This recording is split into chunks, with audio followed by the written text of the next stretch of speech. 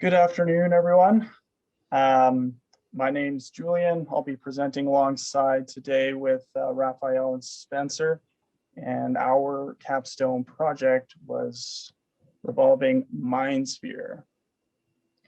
So before we get started, I'd like to thank everyone that helped us out throughout, and also those who are carving out time out of their schedule to see this presentation today.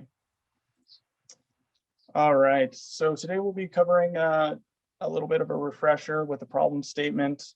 We'll cover the project overview as a team, touch base on the cost, go over some of the recommendations we have for future groups, and then we'll leave time at the end for some questions. So with that, I will pass that along to Spencer. So for our problem statement, we are required to gather the energy consumption data from the PLCs as well as the ABB robots in the lab rooms. And we require the data to be displayed on a single monitor. And for our scope, we have to capture the data from the PLCs and from the individual motors on each of the ABB robots. And the data captured shall be useful, and we will be displaying it on a monitor. And the project is expected to be completed in about 4 months. So here's some of the deliverables that we have completed in our project. So as you can see on the left, we have gathered the IRC5 controllers for the ABB robots, as well as the PLCs. We have connected both of those to the OPC UA server, and we've been able to gather the data from the OPC UA server on KEP server. And then we've been able to pass that data on to MindSphere, where we can actually visualize that data on some charts and graphs, as we'll show later on in the presentation. But we were unable to fully create the app to display the data on the monitor. And I'll just pass it on to Raphael now. Hi, so we'll be using KEP server as the client in this case, and the IRC5 OPC UA as the server. The IRC, by the way, is just the robot interface. Yeah, and we'll be connecting all the devices through there. Yeah. So first, we use the default port number because the other port numbers didn't really seem to work. Scanned the robot's IPs and then trusted the KEP server confirmation.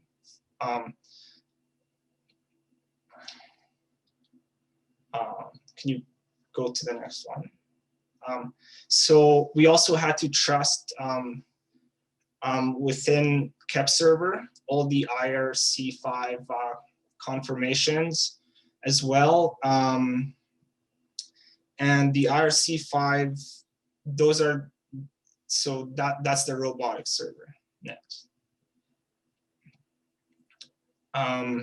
So once we did that, we found a total energy consumption tag, which was great, but by the next slide that I'm going to show you, it kind of didn't work out.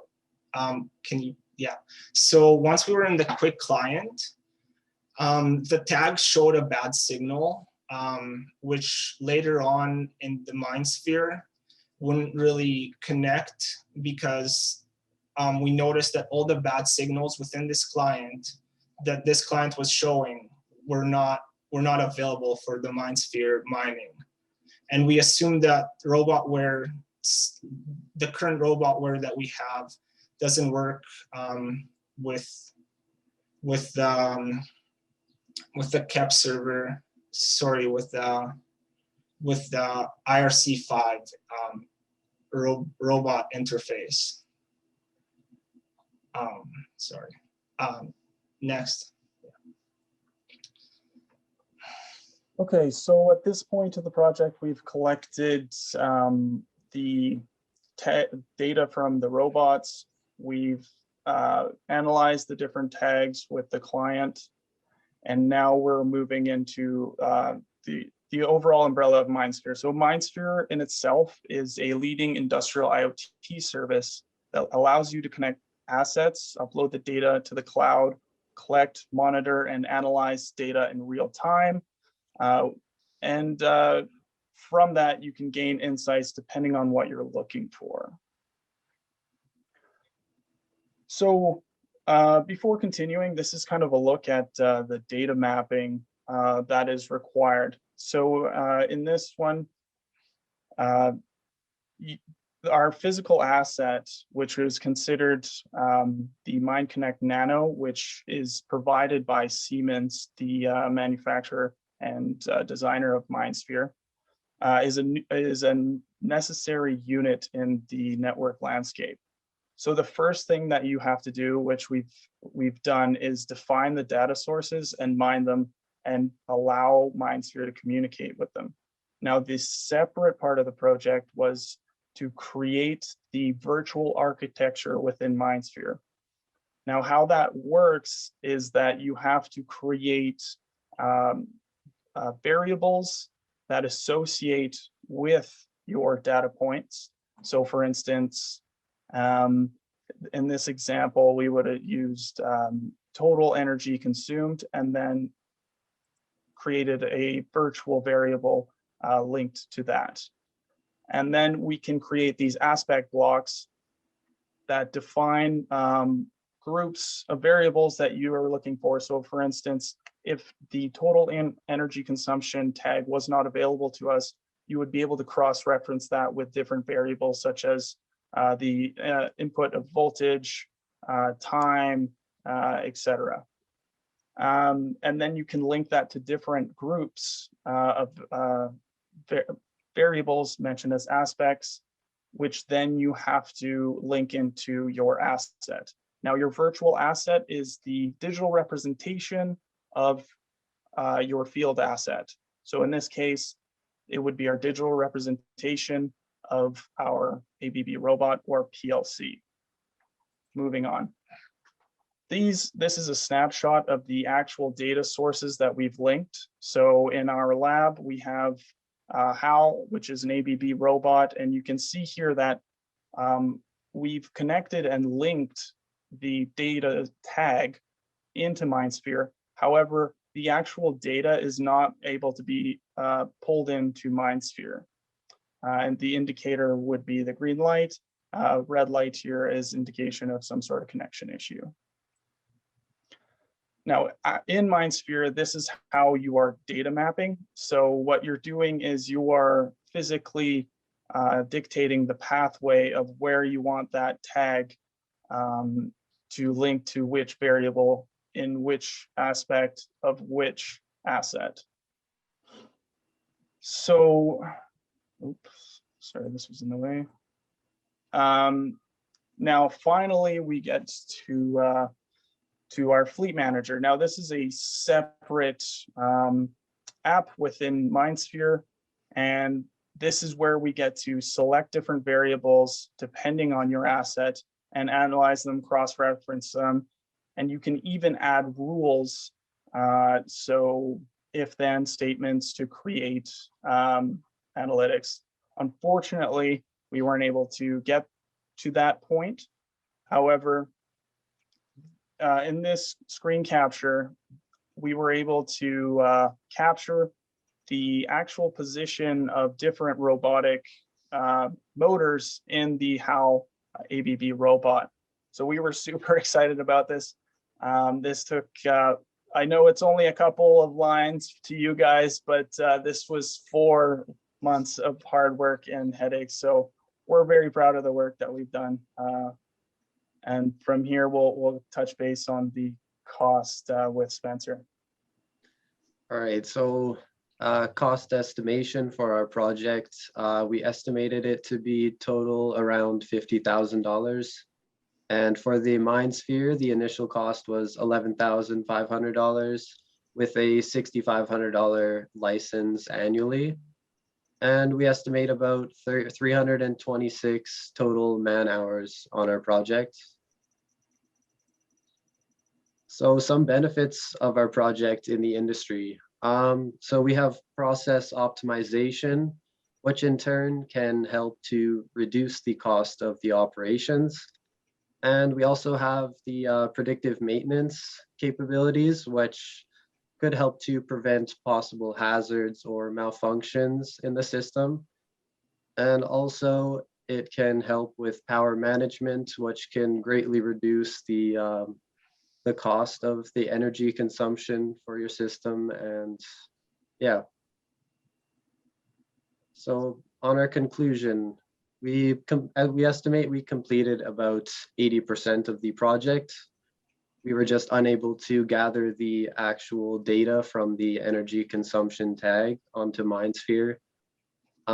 We did gather the data from the ABB robots and the PLCs, which are actually reading on MindSphere, and we're really proud about that. And we've done a lot of research and having to implement multiple softwares and learning to actually get them to communicate and connect together. And majority of the time spent on this project was a lot of research and reading through the manuals and understanding the softwares, and as well as a lot of troubleshooting as well. So some recommendations we have. For our data model, we used KepServer EX, which was a OPC client, and we found that it could be replaced with a free software such as UA Expert, and we believe that will help save in costs, as KepServer can be pretty expensive, and we believe it has the same capabilities in relation to our project. And also, we recommend the next capstone project for MindSphere to research the RobotWare 611 option versus the 610 option. We believe the 611 option might allow you to actually access the total energy consumption tag that we were looking for, and possibly other useful tags as well. And find out if it's actually worth upgrading to the version 611, as the cost of it is around $20,000.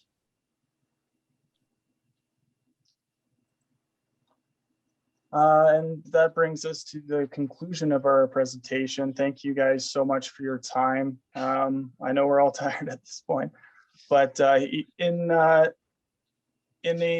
face-to-face presentation, this would have been our trifold. And now I'll open it up for questions if anyone has any.